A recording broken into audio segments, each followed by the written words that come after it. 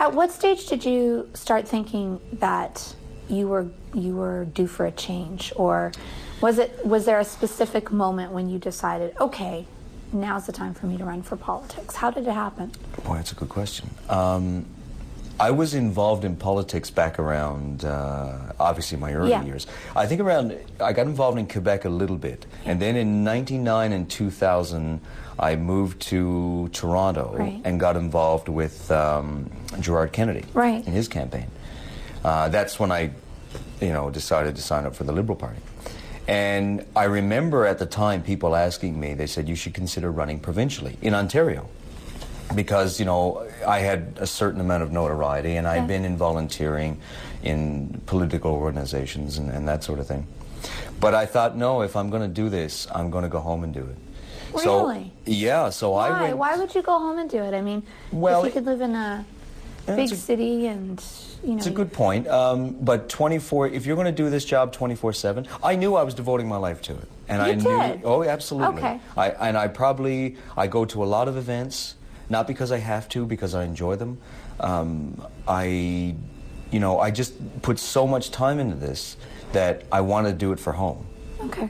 And I want to do it for, in a place that I feel is, and I'm biased, is the greatest sense of community that I know of, because it's all I've ever known, which is to say, to live and be in what I feel is the community that's closest to my heart. Right. And if you're going to do something in politics, like I said, even at 12 years old, I want to be a member of Parliament, and being involved in what I feel is the greatest community out there, the two came together.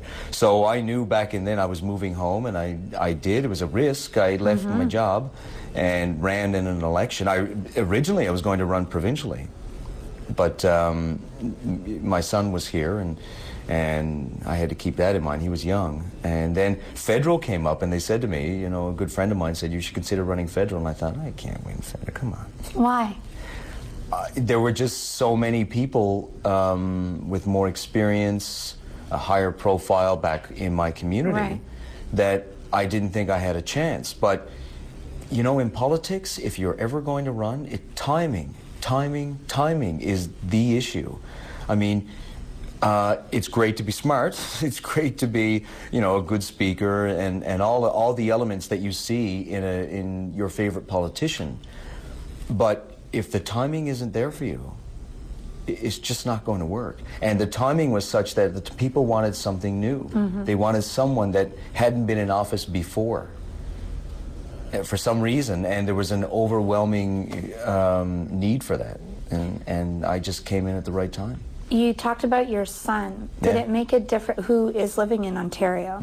Did it make a difference for you knowing that you could run and still be spending time in Ontario? Was that part of the... Huge. That was a good point. That was a major difference, because being in provincial politics in Newfoundland, I wouldn't have gotten to see Jackson that much. Right. So...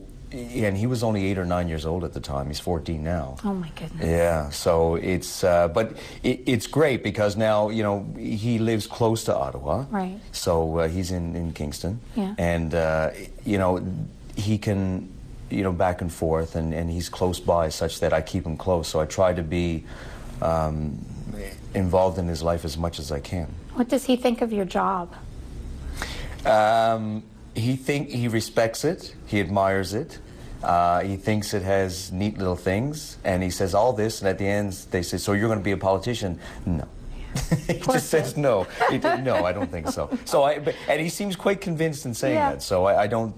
He really does like what I do, but I think he's at an age where he's mature enough now. He knows it's not for him. Now I say all this, and 15 years from now he might be running, and someone's going to play this interview. Yeah, and your dad will be sitting there going, "See that kid? Yeah, next prime minister." There you go. Yeah. So it's he likes it. He comes up here to Ottawa quite a bit. Does he spend time with you in the riding? Yep, summers when I do the festivals and stuff like that, when I tour around.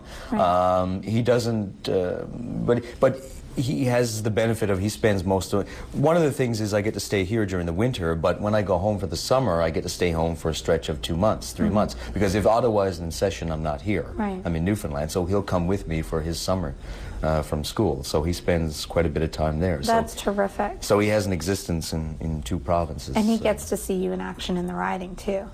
Yes, yes. Although he claims I talk way too much. Does he? Does he tell you that right to your face? Oh, pretty much. Really? Yeah, yeah. Like, well, he's a little more subtle about that. I'll give him credit. He certainly has his social graces lined up, and he'll look at me and he'll say, you know, it's like.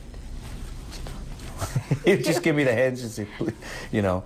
So he stopped going to grocery stores with me. And to Walmart's and the other big stores, so he just can't hack it. Yeah, and I mean, totally understand. You know, and he understands because you know, when I go to a store and if someone sees their MP, and the thing is, my riding is made up of over 200 towns. So you're just and they're on all the spread go. apart. Wow. Yeah. So the largest town is only 13,000 people, which is Grand Falls, Windsor. But so if someone sees me in a department store, they're probably an hour down the highway. So naturally, they come up and they say, oh, Scott, I have an issue. And it could be a Saturday afternoon, and I know some people say, well, you know, it's a weekend. But how often do they get to see their MP? Sure, that's a good point. You know, and I go back to my original point. If that stuff bothered me, then I shouldn't run. I've heard that you have a profound interest in disco music. It's shameful.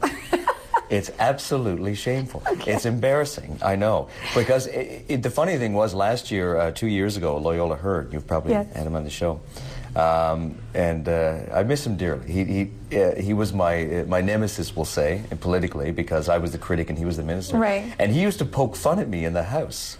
And even in public, he'd say to me, he said, you know, you're listening to too much disco music. And I said, I know, and I'm seeking therapy.